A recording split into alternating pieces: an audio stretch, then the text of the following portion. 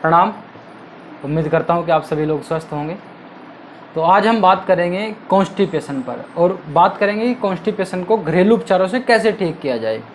तो mainly focus रखेंगे ज़्यादा घरेलू उपचारों पर।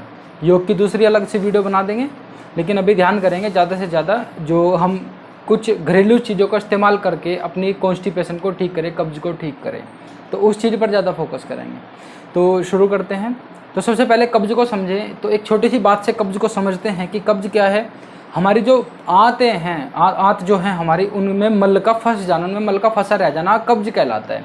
उसके बहुत सारे कारण हो सकते हैं और बहुत सारी चीज़ें ऐसी हो सकती है जो उसको पैदा करती हैं, लेकिन उन चीज़ों पर ध्यान ना करते हुए सिर्फ ये समझेंगे कि कब्ज वही है कि जो हमारा सोच है। जैसे हमने भोजन खाया, हमने भोजन किया और भोजन के बाद जो अवशिष्ट पदार्थ हमारे शरीर से बाहर निकलता है, वो कुछ तो स्वेटिंग के थ्रू निकल जाता है, कुछ हमारे यूरिन के थ्रू निकल जाता है, लेकिन कुछ ऐसा भाग रह जाता है जो हम खाना खाते हैं उसका, जो निकल नहीं पाता, जो सोच के थ्रू ही निकलता है, जो हमारे एक्सक्रीटरी सिस्टम के थ्रू ही बाहर निकलता है, जो मतलब एनएस के थ्रू बाहर निकलते हैं। तो वो क्या होता है कि वो बड़ी आंत छोटी आंत में जाकर के फंस जाता है, वहाँ रह जाता है, वहाँ रुक जाता है, तो वहाँ से बाहर नहीं निकल पाता। उसी चीज़ को हम कब्ज कहते हैं, कोष्ठबद्धता कहते हैं, कॉन्स्टिपेशन कहते हैं, मलबंध कहते हैं, उसको कई सारे नामों से उसको जाना जाता है। तो उसके लिए उपचार क्या है, क्योंकि ये एक सामान्य सी बीमारी हो गई अभी, और लगभग हर एक तीसरे या चौथे आदमी को ये परेशान करती रहती है। कई बार तो ऐसा होता है कि ओकेजनली भी हो जाता है, मीन्स हमने कुछ गरिष्ठ भोजन खा लिया तो उसकी वजह से भी हो गया। कई बार क्या होता है कि हमने गलत समय पर खाना खा लिया तो उसकी वजह से भी हो गया। और कई बार क्या होता है कि आदमी एक्सरसाइज की कमी से भी हो जाता है। कितनी बार क्या होता है कि आदमी प्रॉपरली चीज़ों को जैसे ही लाइफ स्टाइल थोड़ा सा बिगड़ता है तो उसकी वजह से भी होना शुरू हो जाते हैं। कुछ दिन के लिए रहता है फिर ठीक हो जाता है, कुछ दिन के लिए रहता है फिर ठीक हो जाता है, लेकिन वो स्थिति बराबर हमें परेशान करती रहती है। और कितनों के ही साथ तो ऐसा होता है कि कंटिन्यू ये 1 साल 2 साल 3 साल 5 साल, और शायद लाइफ स्टाइल ऐसा हो जाता है कि पूरी ज़िंदगी भर ही चलता रहता है। तो उसके लिए क्या करें कि शुरुआती लक्षणों के बाद कि हम उसको ठीक कर सकें, तो क्या करें। सबसे पहले एक हरड़ होती है, छोटी हरड़, और एक होती है बड़ी हरड़। तो हमें बड़ी हरड़ नहीं लेनी है, हमें छोटी हरड़ लेनी है। और छोटी हरड़ को दिन में, वो एक गांठ की तरह आती है, ना तो उसको कूटना है ना पीसना है, वो पंसारी के यहाँ मिल जाती है। तो उसको लेकर के हम क्या करें, 2 से 3 बार दिन में, 2 से 3 बार उसको ऐसे मुंह में डालकर चूसते रहें। ना तो उसको चबाएं, एकदम से नहीं चबाना, और ना ही उसका पाउडर बना करके खाएं, ना ही उसका कुछ और दूसरे तरीके से खाएं। हमें डायरेक्ट उसको चूसते रहना है। वो शरीर में पोषण भी देगी, मांसपेशियों को मजबूत भी करेगी, और उसके साथ साथ हमारे कॉन्स्टिपेशन को भी दूर करेगी। लेकिन उसको लेते हुए एक चीज़ का ध्यान रखना है कि जब हम उसे लेते हैं तो हमारे शरीर में सूखापन आ जाता है, खुश्की आ सकती है। तो उसके लिए क्या करें, उससे बचने के लिए हमें घी का इस्तेमाल करना है, हमें दूध का इस्तेमाल करना है, जिससे कि वो तरावट हमारे शरीर की बनी रहे। हमें ज़्यादा पानी पीते रहना होगा, जिससे कि हम उससे बचे रहें। अब दूसरा उपाय क्या है इसका, दूसरा है सनाई की पत्ती 50 ग्राम, और मिश्री 200 ग्राम, और सौंफ 100 ग्राम। इन तीनों चीज़ों को कूट पीस करके बारीक चूर्ण बना लें, और बारीक चूर्ण बना करके लगभग 1 चम्मच या 6 ग्राम के लगभग हमें सुबह शाम इसका सेवन करना है, गर्म पानी के साथ। या रात्रि को सोते हुए भी आप इसका सेवन करें, और सुबह भी सेवन कर सकते हैं आप इसका खाली पेट। तो ये बहुत जल्दी जो हमारी कोष्ठबद्धता है उसको समाप्त करने में हमारी सहायता करेगी। नंबर 3, कब्ज के रोगी को शक्कर, जो चीनी हम खाते हैं, वो चीनी का इस्तेमाल नहीं करना है। कब्ज के रोगी को उसकी जगह शहद का इस्तेमाल करना है। वो शहद ले तो मांसपेशियाँ जल्दी खुलती हैं।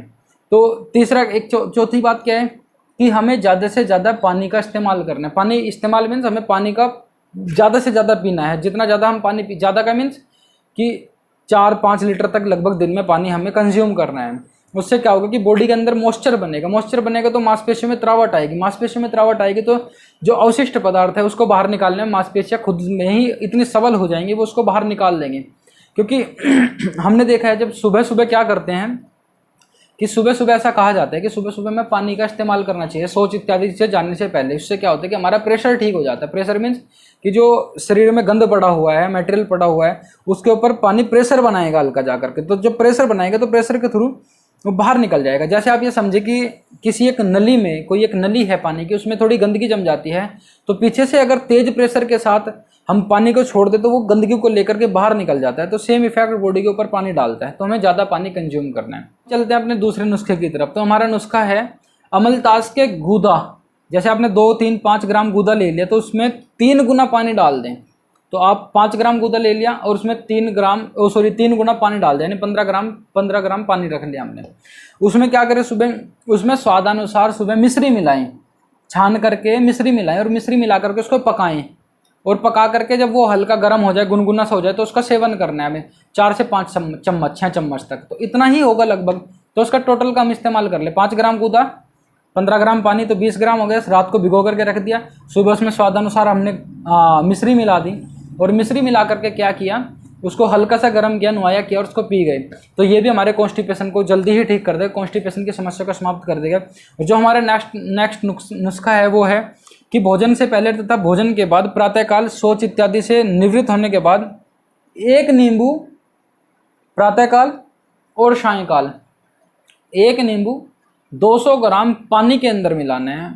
शौच इत्यादि से निवृत्त होने के बाद खाली पेट जब हो जाए तो उसमें वो पानी में मिलाना है और उसका सेवन करना है 10 से 15 दिन। ऐसा करने से भी जो हमारा जो शरीर है, हमारा जो एक्सक्रीटरी सिस्टम है वो मजबूत हो जाएगा, वो काम प्रॉपरली करने लगेगा, और हमारे जो गंदगी है, जो कॉन्स्टिपेशन है, वो इसके थ्रू समाप्त हो जाएगा, और जो गंदगी फंसी है शरीर में वो बाहर निकल जाएगा और कॉन्स्टिपेशन समाप्त हो जाएगा। तो ये करना है। नेक्स्ट क्या है कि काला नमक 50 ग्राम,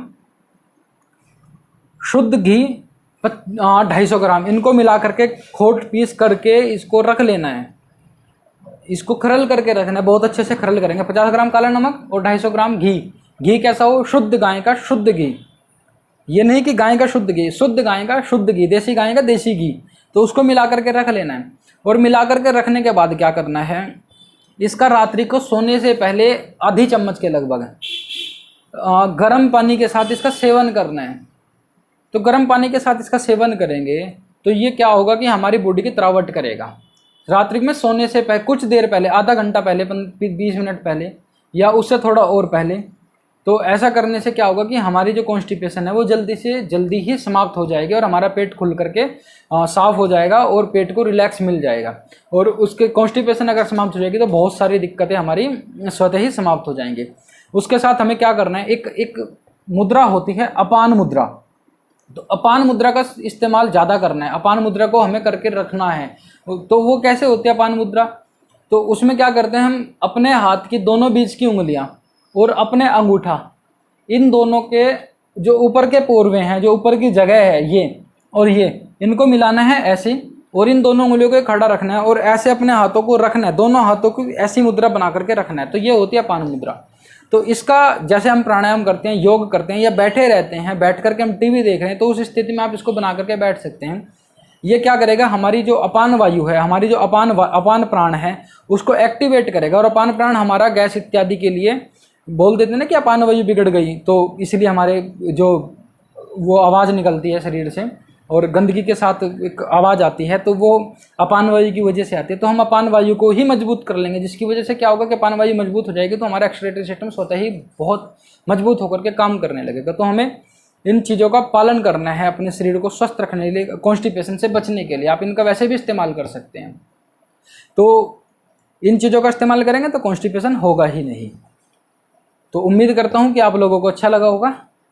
स्वस्थ रहिए, खुश रहिए, धन्यवाद।